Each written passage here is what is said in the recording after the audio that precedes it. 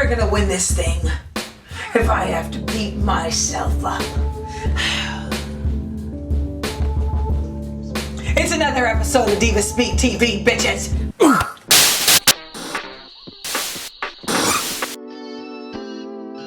I love moments like this because I get to give this week's SupaWoman of the Week to a friend of mine. Beverly is a DJ, model, and a wonderful philanthropist who started Black Girls Rock, which is a non-for-profit youth empowerment and mentoring program where she brings in girls and has them mentored by women who are entertainers, who are executives, who are doing big things to give them a better idea of what a woman's image should really be as opposed to having your titties and your ass out. Now, the dope thing about it is that every year they have an award ceremony, and the next one is November 2nd, hosted by Taraji P. Henson and Regina King at Lincoln Center.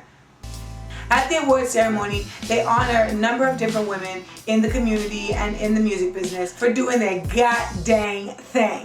Now that's what we do every week right here on Diva Speak TV, and I love that we have another sister doing it in her own way. If that ain't some super shit, I don't know what is. You gotta big up all the time, Div. You gotta let down all the time, Div.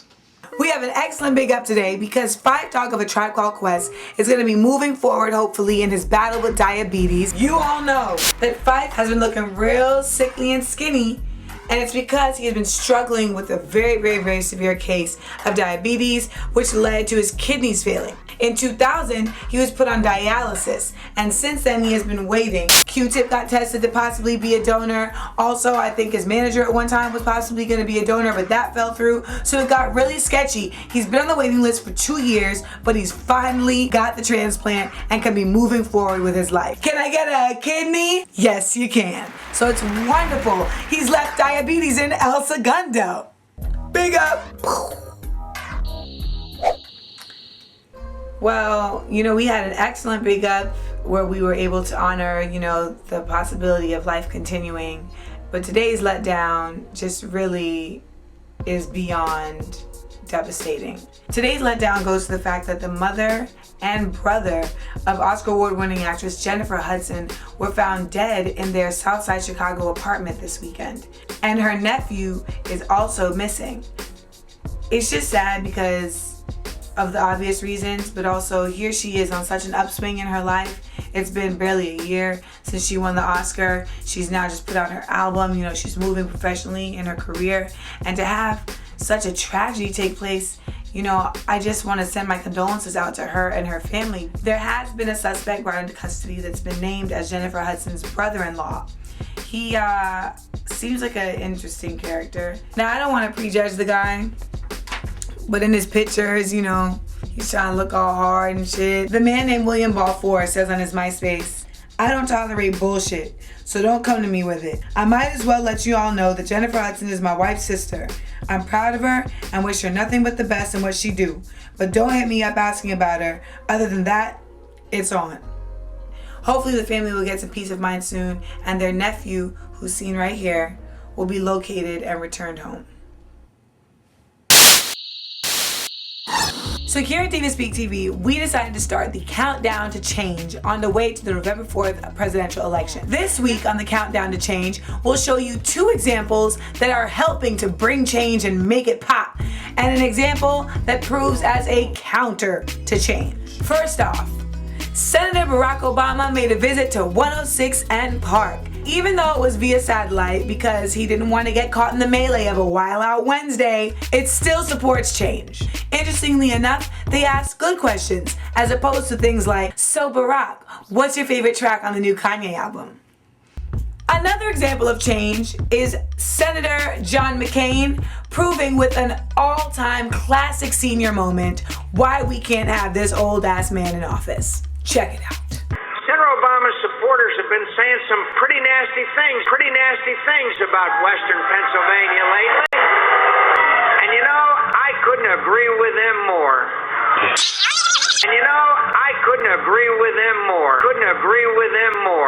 I couldn't disagree with you. I couldn't agree with you more than the fact.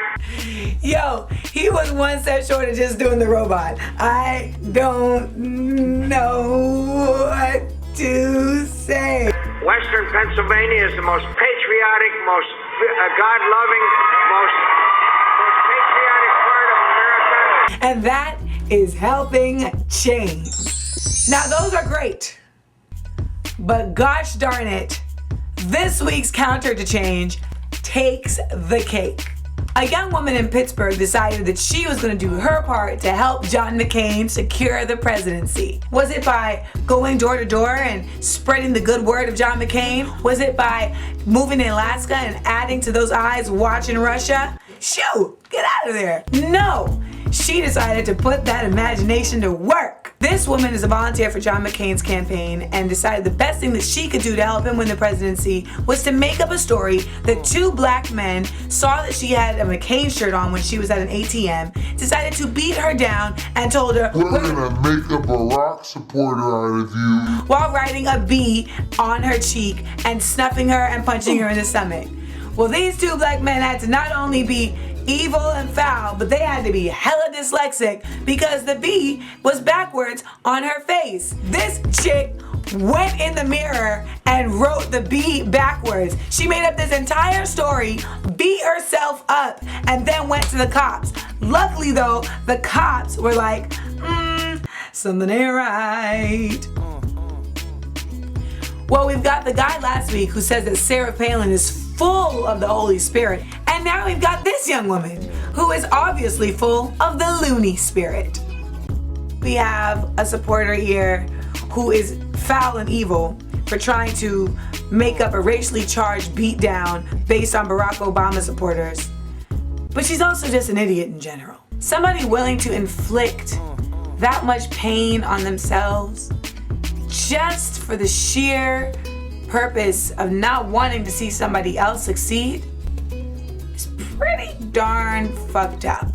I, for one, would love to meet this young woman and just ask her, why wouldn't you just use the O? You can't get an O backwards.